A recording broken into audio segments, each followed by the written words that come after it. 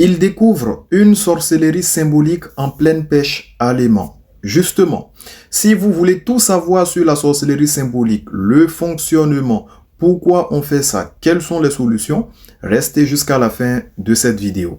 Il y a quelques mois, alors que nous pêchions à Léman en région parisienne, nous sommes tombés sur l'objet le plus mystérieux que nous ayons jamais trouvé. La journée commençait normalement avec des découvertes habituelles, comme par exemple ce chargeur de pistolet à blanc.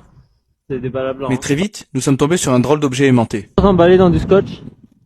Donc on verra, on va l'ouvrir. C'était un étonnant morceau de scotch marron, et nous avions dans un premier temps deux hypothèses.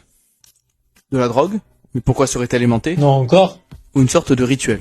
Après son ouverture, nous avons découvert un mystérieux cadenas à l'intérieur avec sa clé. Puis nous nous sommes rendus compte que l'emballage n'était pas seulement un emballage. Il s'agissait d'une photo repliée sur elle-même. En la dépliant, nous avons vu des inscriptions sur son dos. Celle-ci était écrite en arabe et s'adressait à une certaine Nora.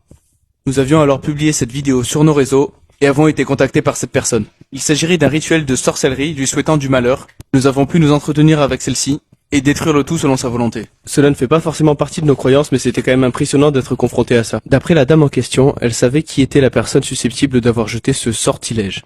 Elle nous avait aussi parlé des effets ressentis sur sa vie et pensait vraiment que ce sortilège avait eu une influence. De nos jours, vous devez savoir qu'il existe 4 façons de faire de la sorcellerie à une personne. On a déjà expliqué cela dans la précédente vidéo. Il y a la sorcellerie mangée, la sorcellerie déposée, la sorcellerie piétinée et la sorcellerie symbolique. Aujourd'hui, on va s'attarder sur la sorcellerie symbolique. Parce que justement, ce que vous avez vu tantôt, c'est ce qu'on appelle la sorcellerie symbolique. C'est la plus classique et la plus fréquente. Le sorcier n'a pas besoin d'être physiquement près de sa victime.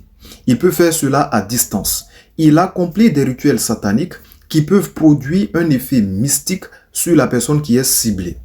Il existe plus de 40 façons de faire de la sorcellerie symbolique. Le sorcier peut utiliser un objet appartenant à sa victime